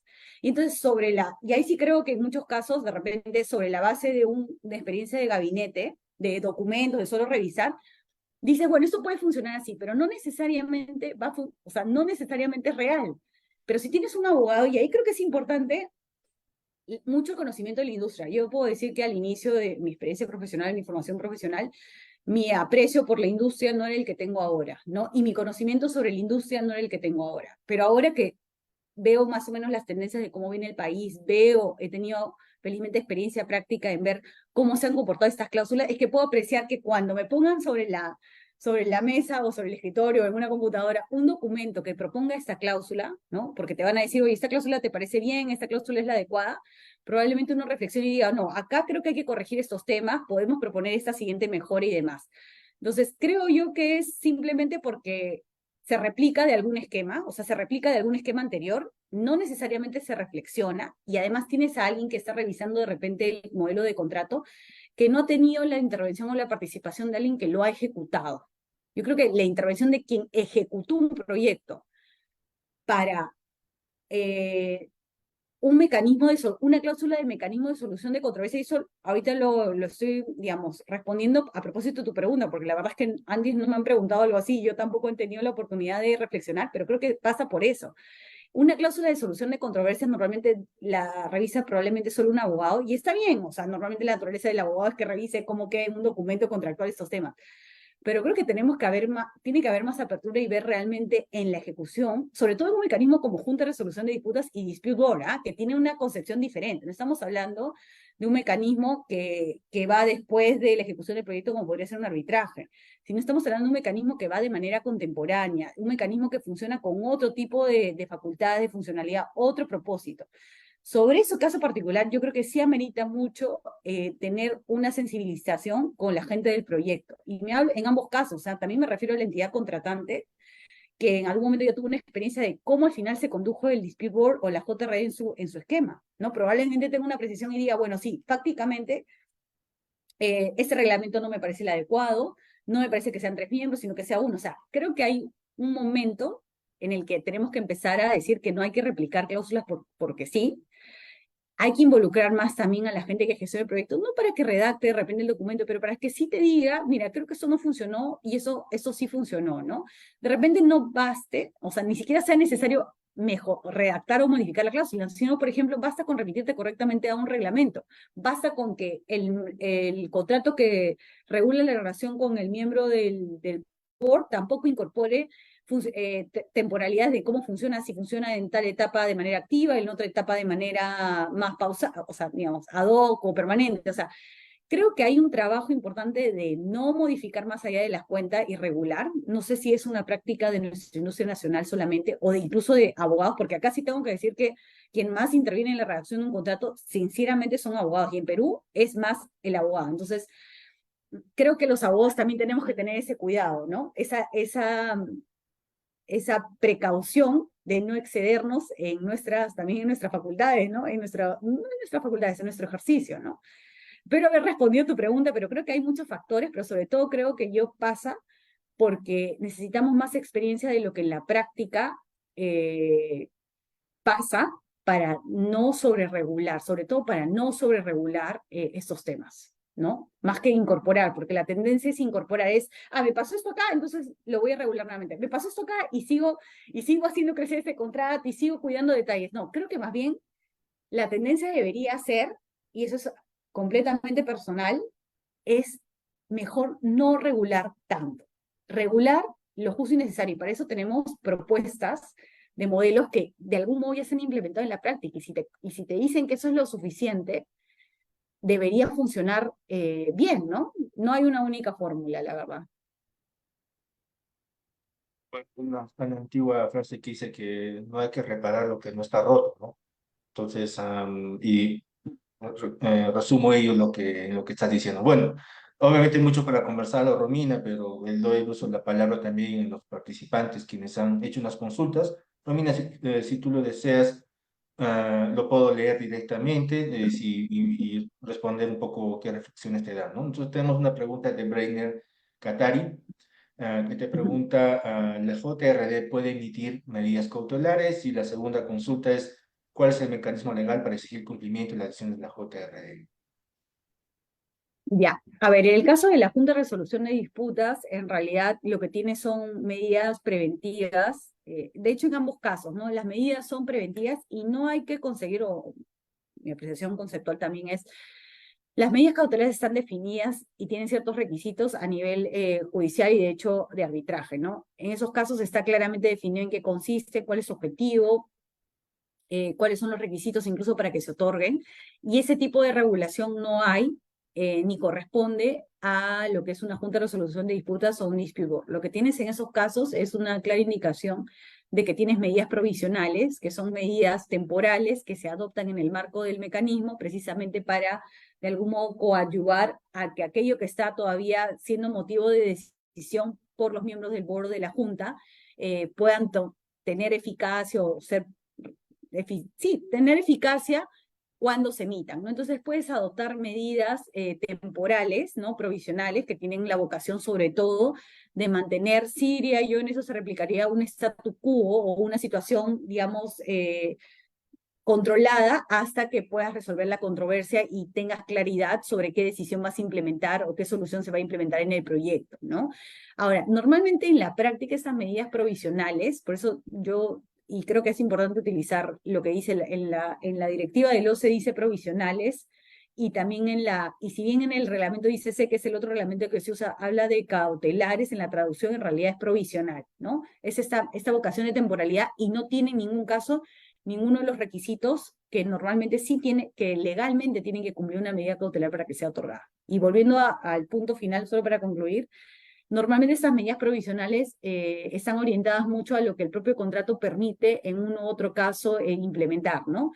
Por ejemplo, si se pueden aplicar, un claro ejemplo siempre han sido las penalidades, ¿no? O sea, si hay una facultad de aplicar penalidades, pero todavía está en discusión, por ejemplo, si se hacen atraso o no, o si has incumplido o no el supuesto, una medida provisional está tendiente a que no se te aplique, no se te descuente ningún monto hasta que no quede definido el tema, ¿no? Normalmente esos son los cambios. Otro es digamos, el tema del pago, ¿no? Que se pague, porque finalmente el pago es una obligación esencial en los proyectos, y eventualmente alguna relacionada al pago que justamente coayuda al propósito del proyecto, y que en la medida que es temporal y que normalmente hay valorizaciones o pagos a cuenta, se puede regularizar en el tiempo y no genera un efecto, digamos, negativo como que le genere un perjuicio, por ejemplo, a la parte que tenga que finalmente acatar esta medida provisional o implementarla, ¿no?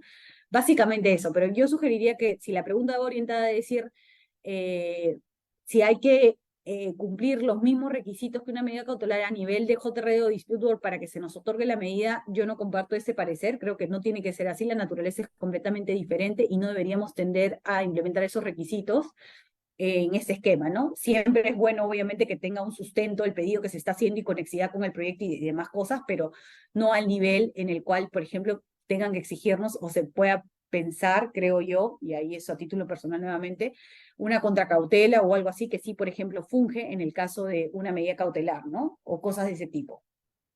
Y la otra pregunta era, ¿cuál es el mecanismo para exigir el cumplimiento de las decisiones de la JRD? Esa es una gran pregunta, porque en realidad el solo hecho de pactarlo y remitirte a reglas y la concepción de este mecanismo establece siempre, o sea, si tú te vas a un modelo de contrato de estándar internacional como podría ser el FIC o cualquier otro modelo de contrato, e incluso las cláusulas que tú pactas o las reglas te dice que es de obligatorio cumplimiento, o sea, digamos, esa es la naturaleza de la decisión. No debería haber, por eso mismo es importante los que operamos o los que utilizamos el mecanismo. No debería haber, pues, una situación que te vuelve a exigir o que necesites algo más que te exija, porque justamente el acuerdo de las partes de utilizarlo debería ser realmente lo que motive el cumplimiento. Ahora, ¿qué otros factores son relevantes? ¿A quiénes escojo? Y nuevamente tiene mucha injerencia, o sea, no solo pacto el mecanismo, las reglas, sino a quiénes escojo para que funcionen con ese mecanismo. Por eso que la forma en la que conecta el hecho de tener excelentes profesionales en todo sentido, no me refiero solo profesionales con un conocimiento y una experiencia práctica buena, sino también en valores, en herramientas, o sea, tener realmente un profesional como los que seguro estamos acá, íntegros y con mucha formación y preparación, ayuda a que tú tengas confianza que quien está decidiendo, que además tú lo elegiste, me refiero, las partes lo eligieron el mecanismo, eligieron el profesional. El profesional es el que va a decidir qué es lo más adecuado para el proyecto en función de lo pedido de las partes. Deberíamos tener esa tendencia a confiar en que eso es lo correcto y lo adecuado, porque esa es la naturaleza del mecanismo. Entonces, claro, ¿cuál es el mecanismo para exigir? En realidad, lo que se ha puesto en la práctica es lo que mostré, ponerte que como consecuencia del incumplimiento te vas a la resolución o darte herramientas alternativas de ir a arbitraje de emergencia, otro arbitraje y demás, pero si nos sinceramos, o al menos mi apreciación es que eso no ayuda ni al proyecto ni a las partes, te carga excesivamente de, no cumple, que además no debería ser una escena, bueno, tengo que ir al arbitraje de emergencia, al arbitraje no sé cuándo, o tener que hacer esto, o resolver el contrato. Y eso desgasta no solo la relación entre las partes, sino también de ninguna manera, creo yo, ayuda al proyecto. O sea, el proyecto definitivamente que tiene que estar abocado a la ejecución, a lo demás, no, tiene que además tener cuidado de que ante un incumplimiento tengo que activar otras acciones más, que al final lo único que hacen es introducir a las partes en situaciones desgastantes de sin fin. Y de sin fin, o sea, realmente vas una tras otra y hasta que no tengas un lado que además se demora, en muchos casos, mucho tiempo, realmente no tuviste ninguna solución. Entonces, en realidad, no hay un único mecanismo, los que te comento son los que hay, que son contractuales básicamente, o sea, en el contrato se refleja ello. La JRD viene por norma, ¿no? Lo de la resolución del contrato, pero al final creo yo que no está coadyuvando realmente el propósito de incentivar el cumplimiento. Por eso creo que las etapas previas son las más importantes. Una última consulta, Romina, del señor Walter Moreno. Lo Ujú. leo. Buenos días, doctora Romina, por su exposición. Y felicitaciones, doctora, por su exposición. En la relación a la JRD, las audiencias de controversia tienen plazos para su realización. Pueden las partes, mediante un acta de acuerdos, proponer a la JRD suspender la audiencia por un plazo mucho mayor, sustentando el pedido en que ambas están tratando de solucionar amigablemente la controversia. Ujú.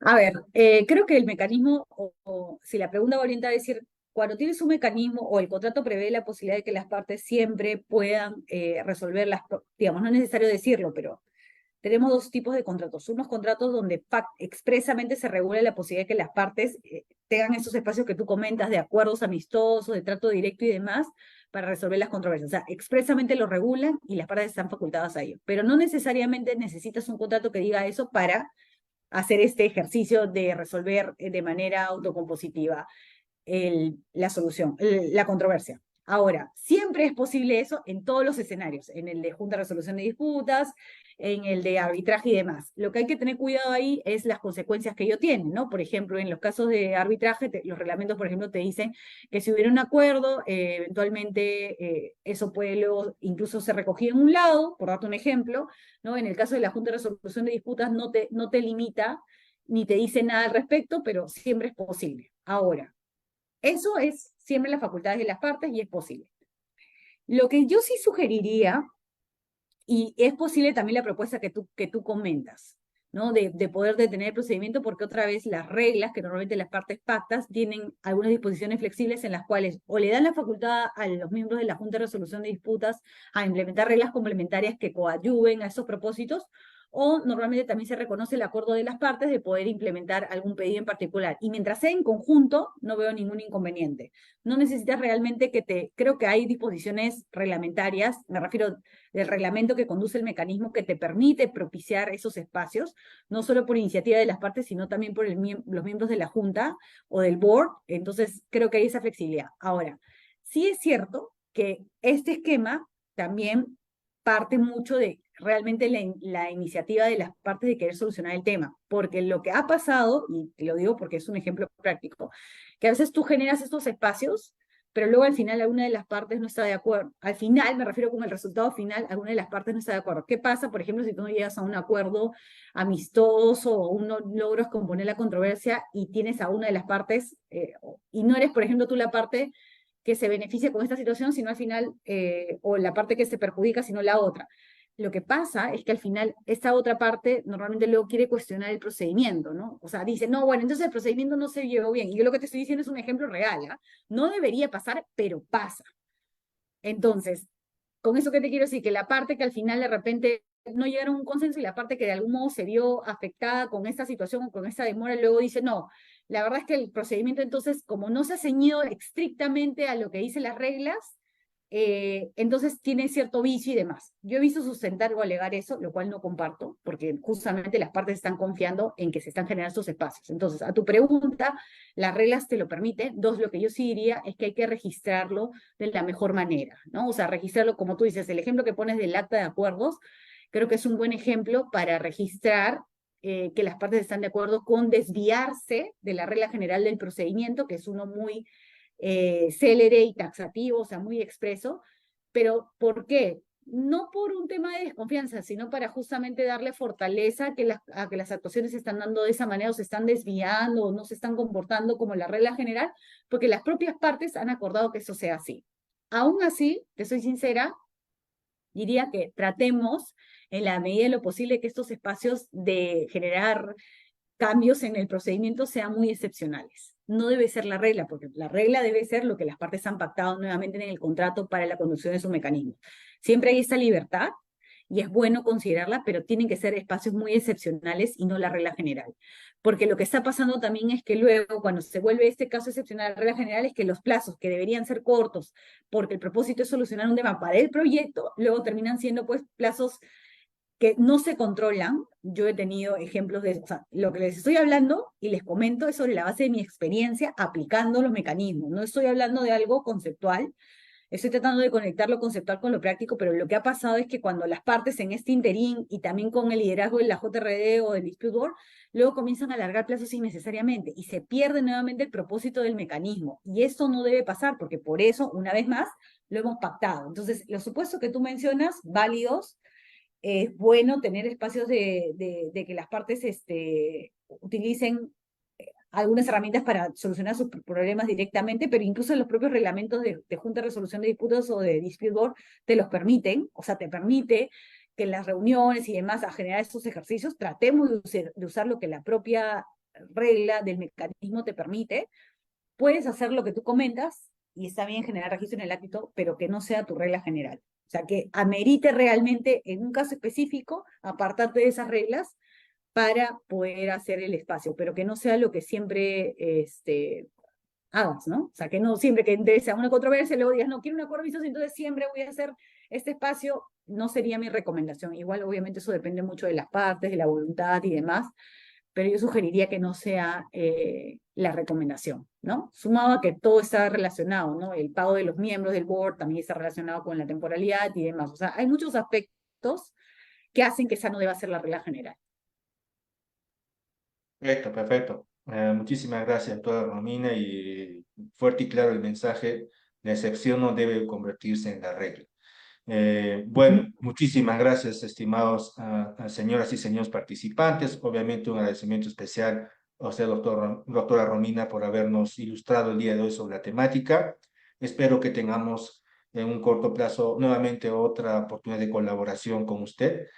Y recuerdo que las personas que deseaban el certificado tenían que efectivamente haber asistido a toda la sesión, no solamente a parte de ella, y haber completado el formulario de registro para poder identificarlos correctamente. Dicho esto, los espero el próximo fin de semana para otra nueva sesión de reflexiones sobre resolución alternativa de conflictos por parte del Centro de Arbitraje de Ancagua Internacional. Muchísimas gracias, doctora, y a ustedes buen fin de semana a Listo, cada uno de ustedes. que tengan un buen fin de Gracias. semana. Gracias.